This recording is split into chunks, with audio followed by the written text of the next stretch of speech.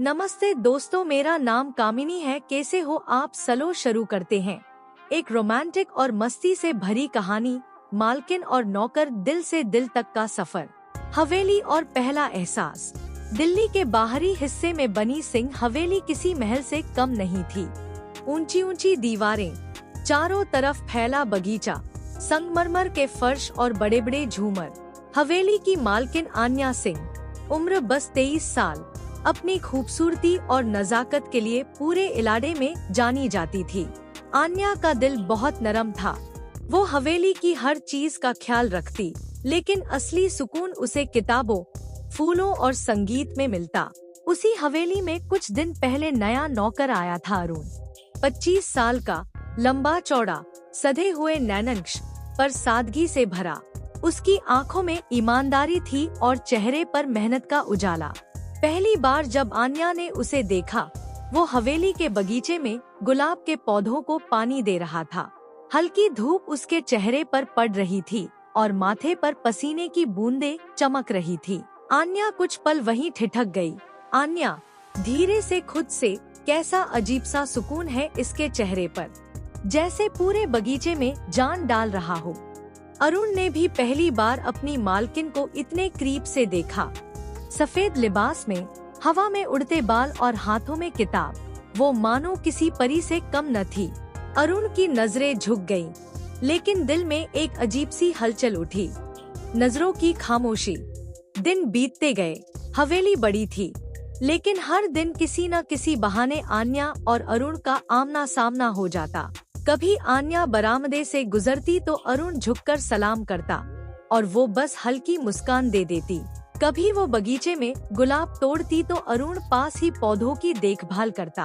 उनके बीच कोई बात नहीं होती थी, बस नजरें और खामोशियां ही सब कुछ कह जाती। एक दिन शाम को हवेली में मूसलाधार बारिश होने लगी। आन्या बरामदे में खड़ी होकर बारिश की बूंदों को हथेलियों पर लेने लगी। तभी उसकी नजर सामने पड़ी।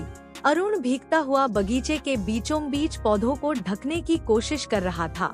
आन्या तेज आवाज में, अरे पागल हो गए हो, ऐसे बारिश में क्या कर रहे हो? अरुण मुस्कुराकर, पौधे मेरे लिए बच्चों जैसे हैं मालकिन, इन्हें भीगने दूं तो ये मर जाएंगे। उसकी सादगी भरी बात सुनकर आन्या का दिल कांप गया। वो पहली बार उसके पास भागकर गई और छतरी आगे कर दी। दोनों के बीच की दूरी कुछ इंच रह गई।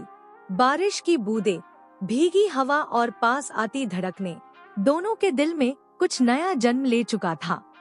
गुलाब और छुपा हुआ जज्बात। अगले दिन सुबह जब आन्या बगीचे में आई, उसने देखा एक गुलाब की टहनी पर छोटा सा नोट बंधा था।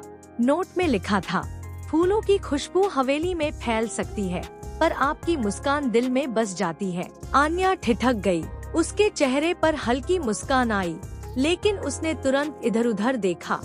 दूर से अरुण पौधों को पानी दे रहा था। उसकी आंखों में झिझक और मासूमियत थी।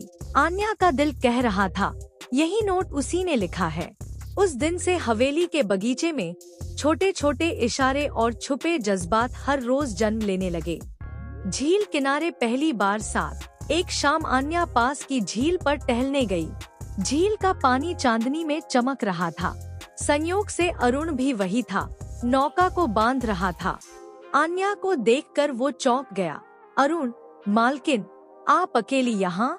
आन्या मुस्कुराकर, कभी कभी अकेलापन अच्छा लगता है, पर आज अकेलापन कम हो गया। अरुण की धड़कन तेज हो गई। पहली बार उसकी मालकिन ने इस तरह बात की थी।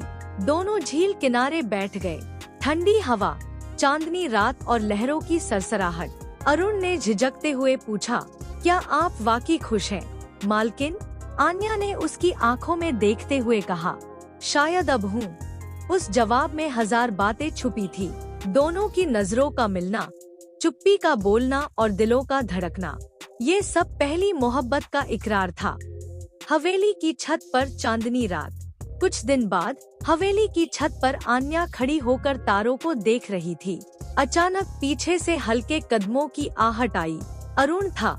आन्या धीरे से, कभी कभी लगता है ये आसमान भी सुन रहा है दिल की बातें। अरुण थोड़ा हिचकते हुए, तो क्या? आपके दिल में भी कोई बात है मालकिन?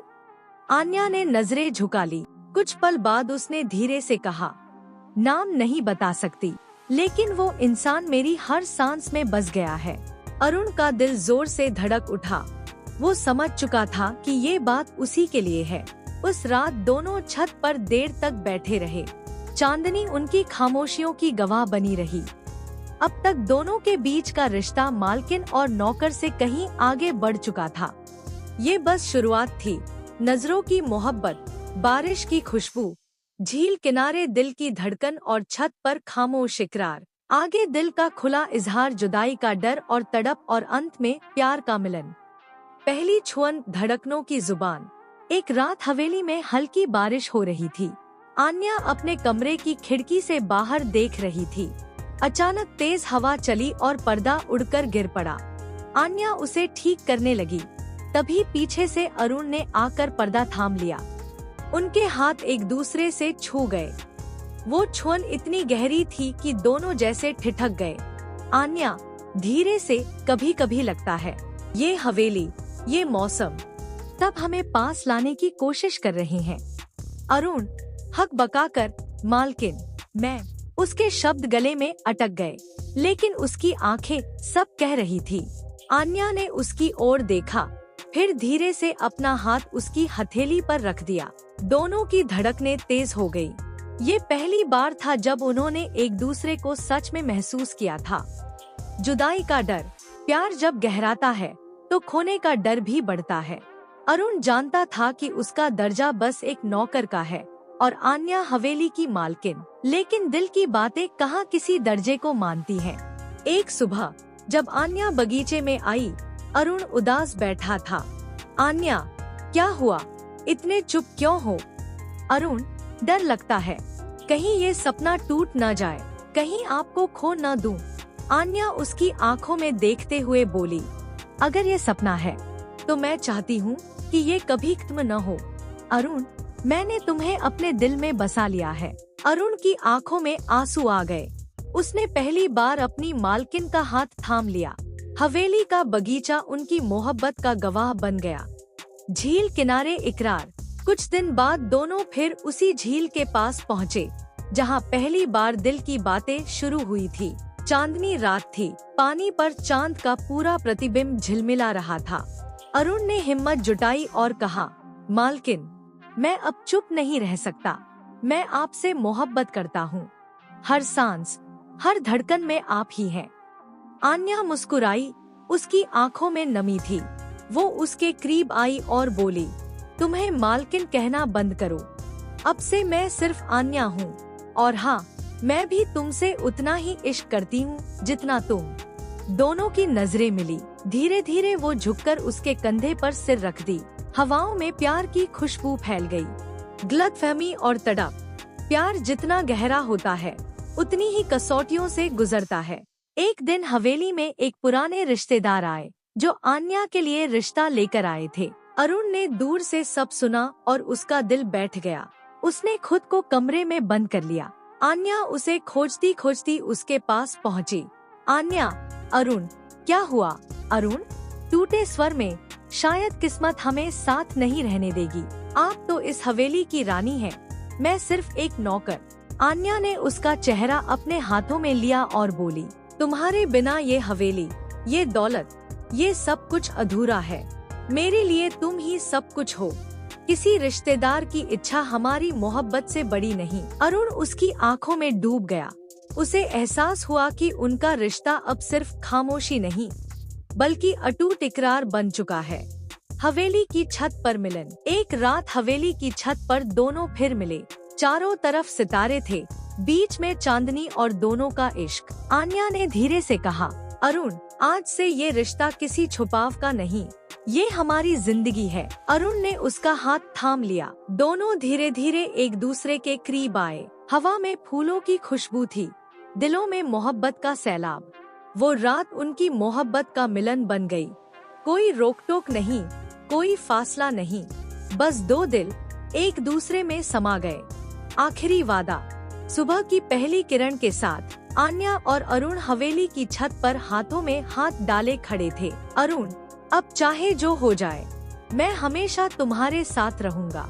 आन्या, और मैं भी इस हवेली की मालकिन नहीं, बस तुम्हारी प्रेमिका बनकर। दोनों ने आसमान की ओर देखा, जैसे सितारे भी उनकी मोहब्बत की गवाही दे रहे हों। कहानी का अंत। मालकिन और नौकर अब सिर्फ नाम भर रह गया था। वो दो दिल जो कभी खामोशियों में एक दूसरे को महसूस करते थे, अब इकरार और मिलन की अनकही दास्तान बन चुके थे। उनका प्यार हवेली की दीवारों, बगीचे की खुशबुओं और झील की लहरों में हमेशा गूंजता रहेगा, क्योंकि असली इश्क दर्जों, रिश्तों और दुनिया की बंदिशों से परे होता है।